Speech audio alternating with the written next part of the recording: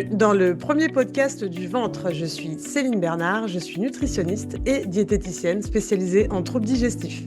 Ici, on parle de notre deuxième cerveau, le ventre.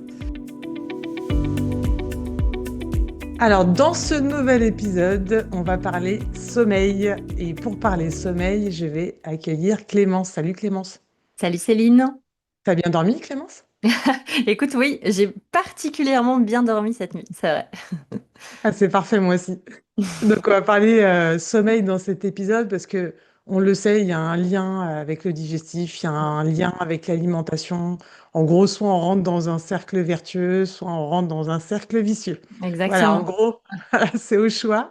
Et j'avais envie de t'accueillir, en effet, pour parler de ça, parce que toi, tu es spécialisée dans le sommeil. Mhm. Et on n'y pense pas beaucoup, tu sais, c'est un peu la dernière roue du carrosse. En fait, Ouais, stress et sommeil, je sais pas, clair. on n'y pense pas beaucoup et pourtant c'est hyper important. Donc j'avais envie que tu viennes nous en parler. Donc je suis ravie Merci. de t'accueillir. Ben, moi aussi, pareil. Merci beaucoup de parler du sommeil parce que je te rejoins, hein. C'est clair que c'est un peu le pilier oublié de la santé, alors que bon, on est quand même tous concernés, quoi. C'est ça. Et justement, est-ce que tu peux te présenter? Mais alors à chaque fois, moi je fais une petite présentation, tu as le droit à 3 mots. Donc Ouh. tu nous choisis 3 mots et puis tu nous dis pourquoi tu as choisi Ouais. ces trois. Ouais. Alors, premier mot, ben, c'est que je suis psychologue du sommeil. Donc, voilà, il y a enfin, j'expliquerai peut-être, ouais, mais personne ne sait qu'il y a des psychologues qui sont spécialisés dans le sommeil. J'ai moi-même un syndrome de l'intestin irritable, donc SII, c'est mon deuxième mot. C'est quand même aussi important de le dire, je pense, pour ta communauté. Et le troisième mot, c'est multipassionné. Parce que je pense que, surtout quand on souffre de SII ou quand voilà, on s'intéresse au sommeil, on peut vite voir l'aspect contrainte, l'aspect douleur, l'aspect souffrance, l'aspect difficile. Et moi, l'aspect multipassionné, je veux aussi remettre au centre l'aspect plaisir, l'aspect projet, l'aspect voyage, l'aspect apprentissage, etc. Et qu'on peut remettre du fun, du plaisir, que ce soit dans l'alimentation, dans la digestion, dans le sommeil. Et pour moi, c'est voilà, c'est super important. C'est bien que tu le rappelles parce que moi non plus, je ne savais pas qu'il y avait des psys du sommeil. Bah ouais, Et en non. fait, Mm. on s'est rencontrés parce qu'en fait, tu as été ma patiente, Ouais, Clémence. exactement. Donc c'est chouette, c'est comme ça qu'on s'est rencontrés. Pour ce fameux syndrome de l'intestin irritable. Et là, tu m'as appris en effet que tu étais spécialisée en sommeil. Et là, je me suis dit, Ouais, c'est génial, on va pouvoir en parler. ouais. Rassure-moi, tu vas mieux? Oui, oui, oui, oui, oui, je vais nettement mieux, ouais. Et donc, c'est ça aussi que je peux parler de remettre du plaisir et ouais, du plaisir que ce soit dans l'alimentation, mais aussi dans la vie quotidienne autour de l'alimentation et du sommeil, Ah quoi. bah, c'est parfait. J'aimerais bien qu'on attaque directement par un sujet qui est compliqué, c'est l'insomnie. Parce Mhm. que on parle beaucoup de sommeil et on va Ouais, direct dans l'extrême. ouais. L'extrême étant voilà, manque de sommeil chronique, l'insomnie. À partir de quand on peut dire, voilà, soit j'ai des problèmes de sommeil, soit je suis carrément insomniaque en fait. C'est quoi la différence entre les deux? Ben, en fait, il y a quand même une personne sur deux qui se plaint d'un mauvais sommeil quotidien, c'est-à-dire qu'une personne sur deux va aller dormir trop tard, va se sentir fatiguée, etc.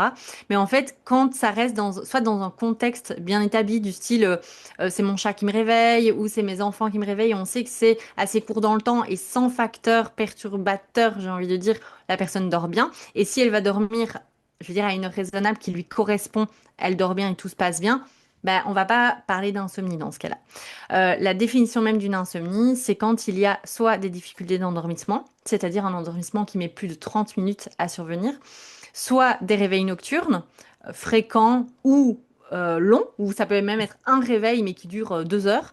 Ça peut être même des réveils précoces, hein. Je sais pas, moi, mon réveil sonne à 7 heures et à partir de 5h30, je suis réveillée. Et aussi, il y a ce qui est super important, donc on parle de la nuit, donc difficulté d'endormissement, réveil nocturne, mais aussi avec des répercussions sur la journée. C'est super important. Ça veut dire qu'on est fatigué, on est irritable, on a des problèmes de concentration, on a des problèmes de mémoire, on a des problèmes digestifs. On peut avoir tout un tas de conséquences en fait sur la journée qui sont en lien avec la nuit en priorité. Ok. Et on parle même d'insomnie quand ça survient plus de 3 fois par semaine. Donc, entre guillemets, l'insomnie du dimanche soir ne suffit pas à définir vraiment l'insomnie. Et on parle même d'insomnie chronique quand ça fait plus de 3 mois que les problèmes surviennent. Parce que ça, c'est quand même important de préciser, c'est que ça peut arriver à tout le monde par moment d'avoir des difficultés de sommeil. On perd un proche, on se sépare, on se fait virer, etc. Ben, évidemment que le sommeil peut être perturbé par période, c'est ce qu'on appelle une période aiguë, c'est une période de problème à l'instant T. Mais quand la crise est passée, du style que l'enterrement est passé ou que voilà que le choc de l'annonce du licenciement est passé, ben normalement le sommeil est censé revenir à la normale. En tout cas dans les 3 mois. Enfin c'est une définition scientifique, hein. On n'est pas à 15 jours près, mais voilà généralement en tout cas moi les personnes que j'accueille, je vais dire, en consultation, sont des personnes qui dorment mal depuis 10 ans, 15 ans, 20 ans. Et là, clairement, on est dans un profil chronique, quoi. Mm. Ah, c'est ça, tu as plutôt des patients comme ça, en fait, toi. Ah ben oui, ben parce que je pense que c'est en lien avec ce qu'on disait tout à l'heure, qu'il y a peu de connaissances sur le fait qu'il y a des professionnels qui sont spécialisés là-dedans. Et donc en fait, quand ça fait 3 ans, 5 ans que tu dors pas, ben à un moment donné, t'as beau en parler peut-être à ton médecin ou quoi, ben t'as pas vraiment de réponse. À un moment donné, t'en viens à te dire, ben je suis comme ça. Il n'y a pas de solution, il n'y a Ça me pas de... rappelle quelque chose. Voilà, c'est ça. Eh ben oui, évidemment. Et donc ouais, t'en viens à traîner ce problème-là pendant des décennies. Et à un moment donné, à 45 ans, tu rencontres quelqu'un qui te dit, mais en fait, c'est pas normal de te réveiller toutes les nuits. Bah non, t'es trop jeune. Si t'as pas de problème urinaire, c'est pas normal d'aller faire pipi toutes les nuits. Ah ouais, bah ok. Et là, tu commences à pouvoir travailler le cœur du problème, quoi. Et à travailler le cercle vicieux, comme tu le disais très bien, j'aime bien cette image, pour enfin ouvrir une porte et basculer dans un cercle vertueux, quoi. C'est ça. J'ai l'impression que tu me parles de digestif depuis tout à l'heure. Je Ben, pourrais faire un parallèle. on peut faire un mot On parallèle, a, c'est clair. ouais, on a l'impression que c'est normal d'avoir mal au ventre. On a l'impression que bah, tout le monde est comme ça, que voilà, une espèce de d'errance un petit peu autour de ça. Bien sûr. Et j'ai l'impression que le sommeil, c'est un peu pareil, quoi. Bah oui, oui, oui, Euh, bah clairement. Moi, je me souviens quand ma gastro-entérologue m'a dit, bon, ben voilà, il y a rien aux analyses, donc c'est bien ici. Donc voilà une prescription. Allez, ciao, merci, bonsoir. Ça a pris voilà. 5 minutes, montre en main. Ça a duré tellement peu longtemps qu'elle m'a même pas fait payer la consultation. Je pense qu'elle était, elle était gênée de la durée de la consulte. Enfin bref, mais ouais, ouais. Et par rapport au sommeil, c'est pareil. Et il y a aussi, bah, comme pour le digestif, hein, beaucoup de personnes qui n'ont pas trop envie d'en parler à leur médecin parce qu'elles savent qu'en en parlant à leur médecin, ben, elles vont ressortir avec quoi? Une prescription de Xanax ou de Mm. Zolpidem. Et quand t'as pas envie de basculer dans la médicalisation, bah voilà. Mais le truc, c'est que même les médecins ne savent pas qu'il y a autre chose qui existe et il y C'est a une ça. méthode non médicamenteuse pour retrouver le sommeil, quoi. Parce que le sommeil, C'est ça. c'est physiologique avant toute chose. Et donc, bah, c'est aussi, enfin, de un, c'est pas normal de se réveiller, mais donc il y a aussi moyen de mettre des stratégies en place pour retrouver un sommeil continu et qualitatif, quoi. Qu'est-ce que c'est rassurant d'entendre ça? C'est vraiment, moi, Ouais. je trouve ça chouette. Justement, rentrons un peu dans le cœur du sujet. Allez, donne-moi allez, les deux plus grandes erreurs que font. Alors, j'ai dit les Français, je sais que tu es belge. Oui, oui, les francophones, ouais, ouais, Tu c'est les mêmes erreurs, m'excuseras. je te rassure, c'est les mêmes. Les Français, allez, les Européens, si tu veux, hein. Ouais, ouais, ouais. Euh, on va dire les deux principales erreurs que font les personnes qui les empêchent de dormir, quoi. Ouais. J'imagine qu'il y a bien un petit lien avec le digestif qui va arriver, mais je te laisse Euh, parler. ben, en fait, je vais pas donner des exemples trop concrets parce que je pense que il y a une méconnaissance globale du sommeil. Et donc, tu vois, je pourrais te dire, oui, hein, une des erreurs qu'on fait beaucoup là, c'est les écrans, c'est les shots de dopamine, etc. Oui, c'est vrai, fondamentalement. Mais pour donner une réponse un petit peu plus globale, c'est déjà croire que le sommeil ne se joue que la nuit. Ça, c'est déjà la première erreur. Donc, tu vois, je donne une réponse un petit peu plus globale, mais parce que je pense que c'est un message super important à faire passer. C'est que quand on commence à paniquer dès que la luminosité diminue en disant oh là là, ce soir, comment est-ce que je vais dormir? Comment est-ce que je vais dormir? Mais en fait, ton sommeil, il se préparait déjà ce matin, en fait. Il se prépare par rapport à ton heure de lever, par rapport à ce que tu as déjeuné ce matin, par rapport à ton exposition à la lumière, par rapport à ton activité physique. C'est tout ça qui prépare ton sommeil. Donc ne panique pas à 20h30. Commence déjà à préparer ton sommeil à 7h du matin.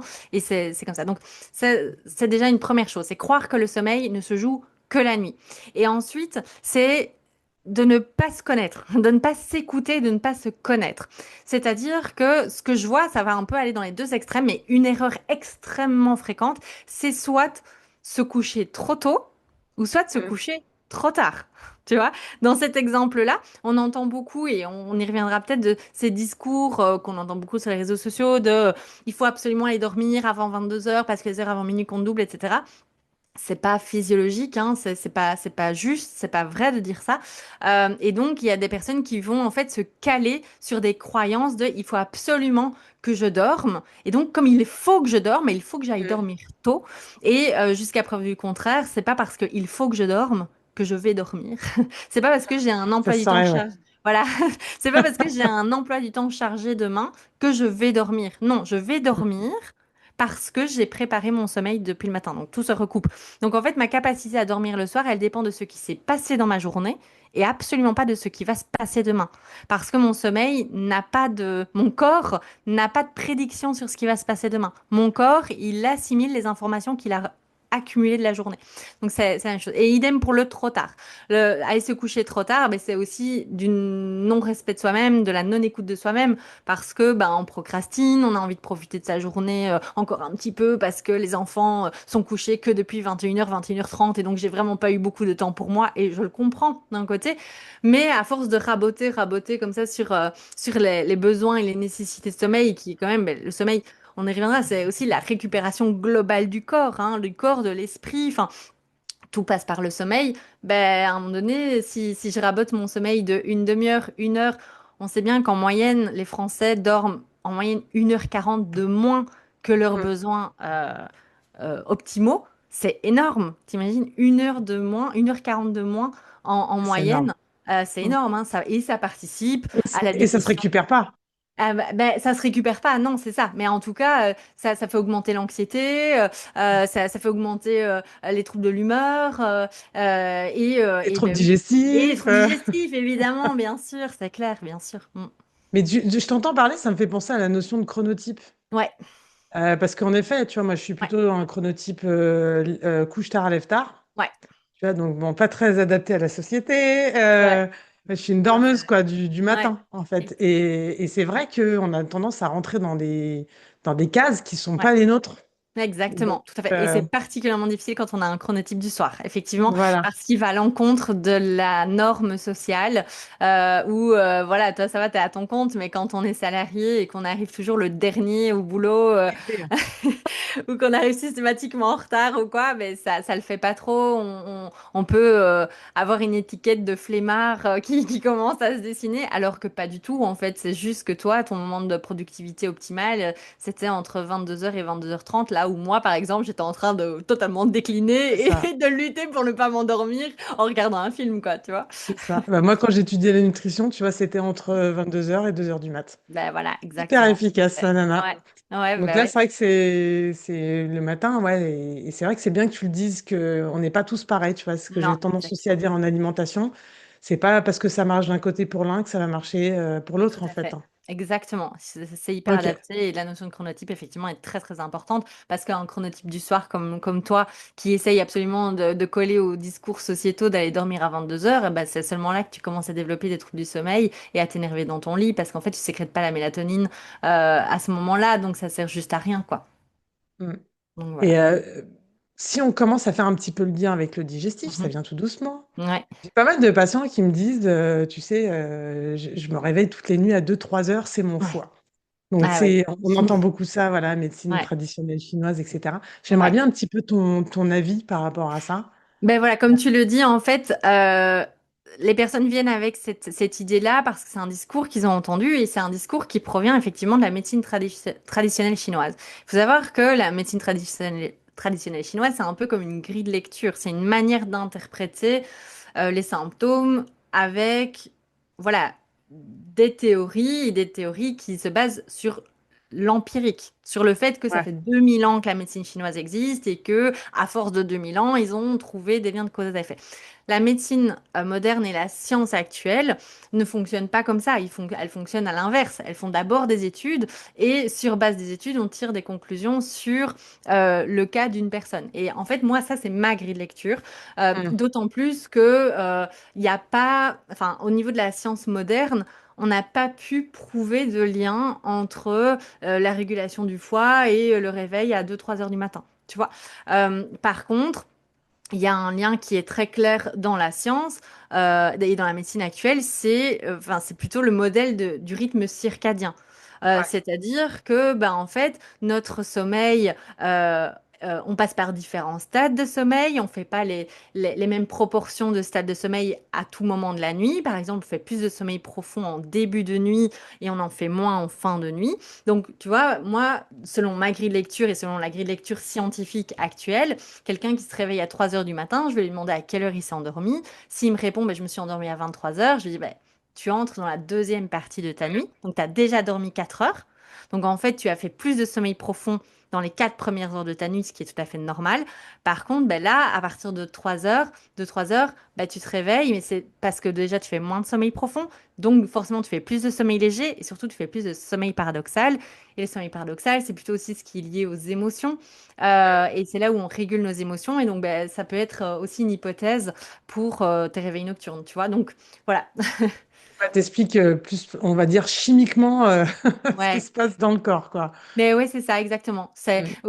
Et ça, je vais là encore le répéter quelques fois, à mon avis, pendant l'épisode, parce que le sommeil, c'est avant tout physiologique. C'est avant tout physiologique. On est avant tout des animaux, tu vois. Ça. Et le sommeil, c'est ce qui nous relie de manière plus primitive aux animaux. Il y a une phrase qui fait toujours beaucoup rire, mais je dis toujours une biche dans la forêt, elle n'a pas besoin de Xanax, quoi.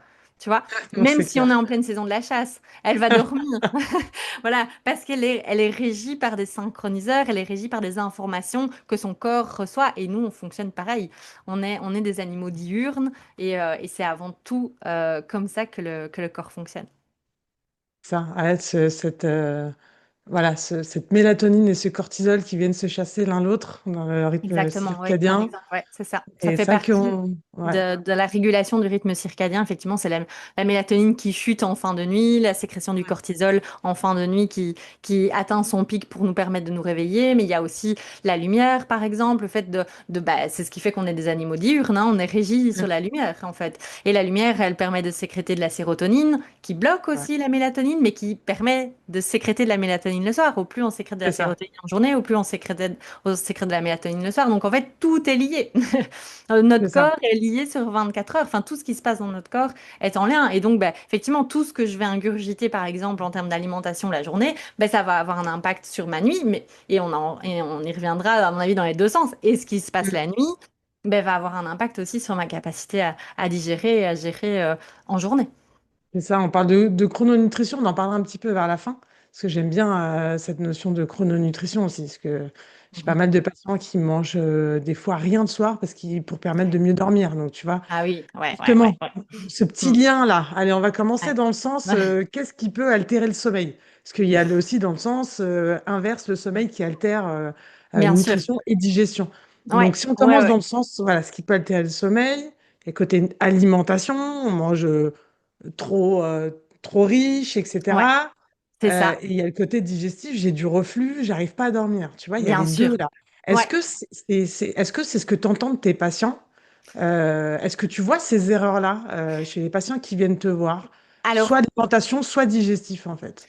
Alors moi, j'en vois les conséquences. Ouais. Généralement, et c'est là peut-être le biais que j'ai par rapport à mon interprétation et ce que je vais dire, c'est que moi, il faut savoir, il faut remettre dans mon contexte que toute personne qui vient chez moi, elle vient uniquement et enfin voilà, la première demande, c'est de dormir. D'accord? Mm. Donc en fait, en règle générale, elles ont déjà balayé pas mal de choses dans leur quotidien pour essayer. Elles font déjà du sport, elles ont déjà réduit l'alcool. D'ailleurs, généralement, elles réduisent carrément les sorties, hein, comme ça, elles sont sûres, etc. Et donc, elles ont déjà quand même ouais, mis des choses en place pour tenter d'améliorer la situation. Donc, elles laissent aussi, par exemple, 2 heures de digestion, enfin 2 heures entre le dernier repas et le fait d'aller dormir. Tu veux me Mais dire, je te coupe Clémence juste 2 secondes, c'est-à-dire que tu veux me dire que ces messages-là qu'on fait passer passent bien. bah C'est-à-dire oui, 3 heures, 2, 3 heures, pas s'allonger 2, 3 heures après le ouais, repas, etc. ouais, Toi, les gens ouais. qui vont venir te voir sont déjà des gens qui ont déjà mis en place ça, en fait. Ouais, oui, oui, exactement, tout à fait. Ok. Et en fait, elles viennent un peu vers moi en désespoir de cause de dire, mais j'ai l'impression de tout bien Ouais, j'ai faire. tout essayé. Voilà, je fais tout bien et malgré ça, je dors pas bien. Et c'est ça que c'est important de distinguer.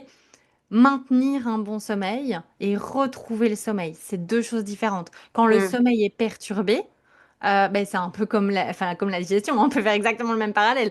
Quand il y a une inflammation du système digestif, ben, c'est pas du tout la même stratégie que juste bien manger. Mm. D'ailleurs, il y en a beaucoup que je crois qu'ils doivent te le dire. Je comprends pas, je mange équilibré, je Ouais. mange sainement et j'ai quand même des problèmes digestifs. Ben oui, mais c'est pas la même chose. On parle pas du même problème, quoi.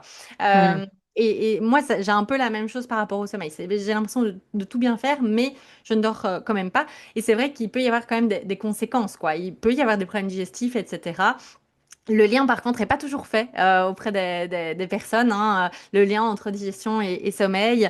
Mais voilà, les erreurs que je vois le plus fréquemment, enfin, du coup, c'est pas vraiment des erreurs, c'est plutôt pour moi des conséquences. Tu vois, c'est des envies de sucre, hein, voilà. Il y a quand même le chocolat qui est blâmé.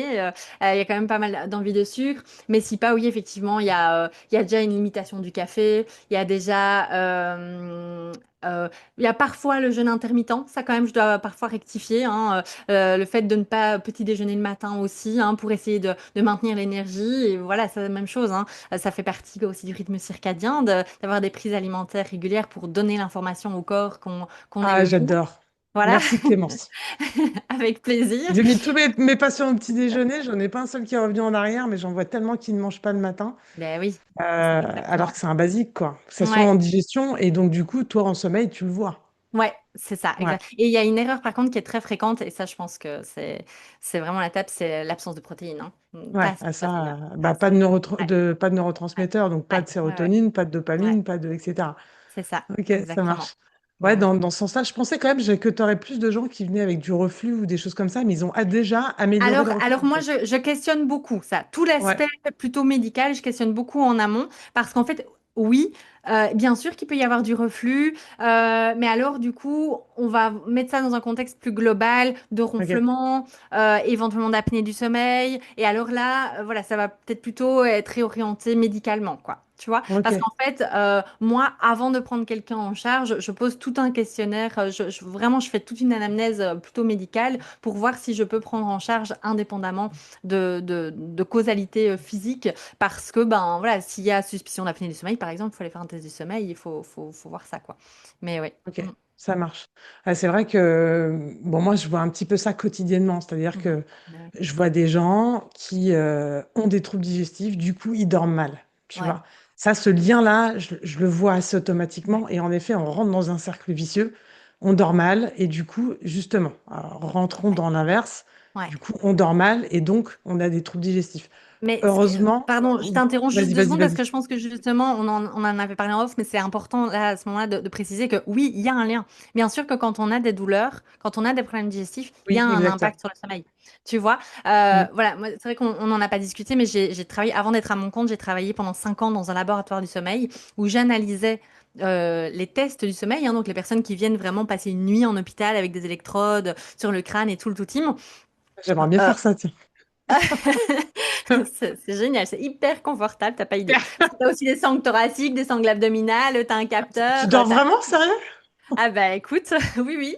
En tout cas, on peut vraiment voir au niveau des Ouais. ondes cérébrales, hein, on peut voir les différents stades de sommeil. Et une personne qui est douloureuse, on peut le voir. On le voit sans même avoir besoin de questionner la personne, parce qu'elle a des ondes alpha dans son sommeil. Donc, elle a des micro-ondes d'éveil dans son sommeil. Et donc, ça, c'est vraiment un symptôme de douleur. Donc, une personne qui souffre de douleur, alors que ce soit des douleurs chroniques ou ça peut être des douleurs digestives, ça peut être tout type de douleur, mais on le voit. Et donc, ça a un impact vraiment sur le sommeil. Donc, les douleurs ont un impact sur le sommeil. Ça, c'est catégorique, quoi. C'est important de le rappeler parce que nous, en tout cas en tant que diététicien, dès qu'on a des patients qui sont réveillés la nuit par des douleurs, c'est un signe d'alerte.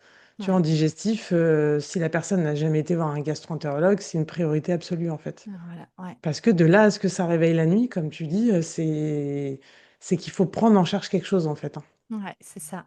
Mm. Donc dans ce sens-là, ok, heureusement que tous mes patients dorment quand même, enfin il y en a beaucoup qui dorment bien, donc tu vois, c'est pas non plus digestif égal Mhm, forcément je dors mal et mhm. inversement.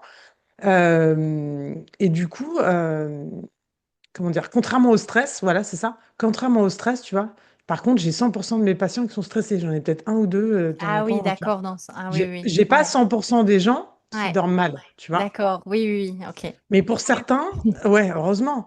Mais c'est vrai que pour certains, tu vois, le mauvais sommeil va impacter le digestif. Tu Oui, vois, le lien n'est pas ouais, automatique comme le ouais, stress. Tu vois, ouais. stress digestif, ok. Mauvais sommeil digestif, indirectement, j'en ai quand Ouais. même pas mal. Ouais, mais en fait, parce que c'est un lien bidirectionnel, c'est un lien Mm. qui va dans les deux sens et qui n'est pas forcément direct non plus. En fait, euh, quand on dort mal, c'est qu'il y a une dérégulation.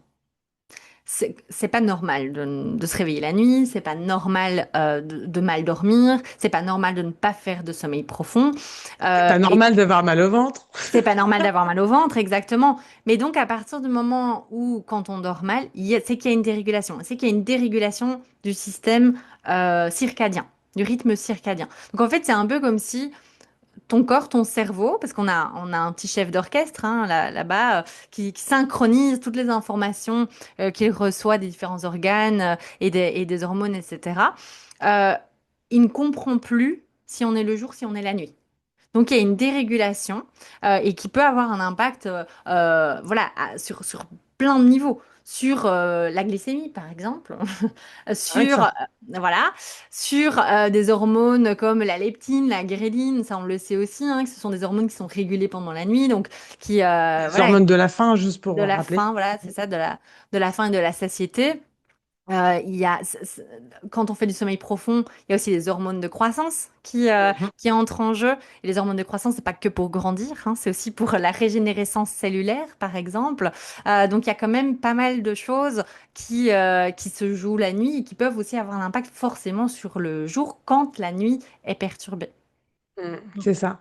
Et enfin, l'impact le plus qu'on le voit, nous, en alimentation, pas forcément en digestif, mais en alimentation, c'est en effet que du coup, les gens qui dorment pas assez, qui Mhm. dorment mal, vont directement vers le gras et le sucré. Ouais, c'est Donc, pour ça. aller chercher quelque chose qui rebooste, en fait. Et Oui, donc, et c'est puis là comme où on voit les, l'impact indirect. Voilà, Ouais. exactement. Et puis comme l'humeur est pas terrible parce qu'on a déjà tous passé une mauvaise nuit hein, quand on se lève du pied gauche et tout, C'est on ça. est quand même pas en pleine forme et ben le sucre c'est un réconfortant, c'est un C'est doudou, le ça. gras aussi. On n'a pas envie de faire d'efforts, on a la flemme de cuisiner parce qu'on est fatigué et donc ben on va aller se diriger vers des plats préparés, salés, des choses comme ça et des trucs gras et sucrés.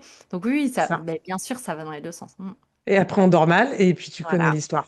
Voilà. Et exactement. c'est vrai qu'en digestif, du coup, moi, je vois beaucoup de liens avec le cortisol, hein. Forcément, toi, Ouais, c'est ce que tu passes, ce rythme ouais. cortisol-mélatonine. Le cortisol a un impact direct sur la perméabilité intestinale. Mhm. Donc, c'est simple, plus on a le Ouais. cortisol, enfin, un excès. Alors, il y en a beaucoup qui tapent sur le cortisol, le pauvre. Et c'est bien qu'il existe. Oui, oui, Hein? on en a C'est besoin, on en a l'excès besoin. qui... Mhm. Le Ouais, c'est la problème, dérégulation aussi du c'est cortisol, ça. ouais, c'est ça. Mm. Parce que, C'est voilà, le fait de ne pas en avoir l'inchasse, assez le matin et puis c'est d'avoir ça. des pics de cortisol à des moments où on n'en a plus envie. Genre le C'est soir, ça. quoi. Avoir un pic de cortisol le soir, bah forcément, ça nous empêche de nous endormir et voilà, et ça a des répercussions à tout niveau. Tandis que le matin, c'est hyper bénéfique. On en a besoin le matin.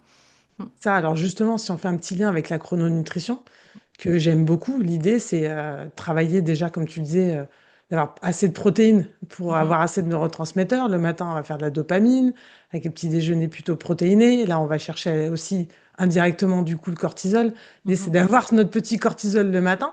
Et Ouais. après, tu vois, j'ai beaucoup de patients, comme je te disais au départ, qui ne mangent pas le soir ou qui ne mangent pas de Ouais. féculents le soir. Ouais. Alors qu'on le sait très bien que il va y avoir, par exemple, dans des protéines de céréales, bananes, Mhm. etc., du Ouais. L-tryptophane, Ouais. qui est le Les précurseur de la dattes, les noix, sérotonine, effectivement, tout à voilà. fait. Mm. Donc de la mélatonine pour aller faire dodo. Et ça, tu leur Exactement. expliques un petit peu ce genre de choses ou pas? Ouais, ouais, ouais. Alors, pas aussi poussé que toi, évidemment, hein, chacun sa spécialité, mais bien sûr que moi, je questionne toujours l'alimentation, à quel moment ils mangent, ce qu'ils mangent en détail, etc. Et oui, c'est vrai que qu'est-ce qu'on peut blâmer les féculents le soir, Les mais les pauvres. féculents, c'est super important et ça permet vraiment d'ouvrir les portes du sommeil aussi. On en a besoin le soir. S'il y a un message peut-être à faire passer pour nous deux, c'est oui aux féculents le soir sans aucun problème. Et de stabiliser la glycémie aussi, du coup, au Tout à passage. fait, ouais, Donc, exactement.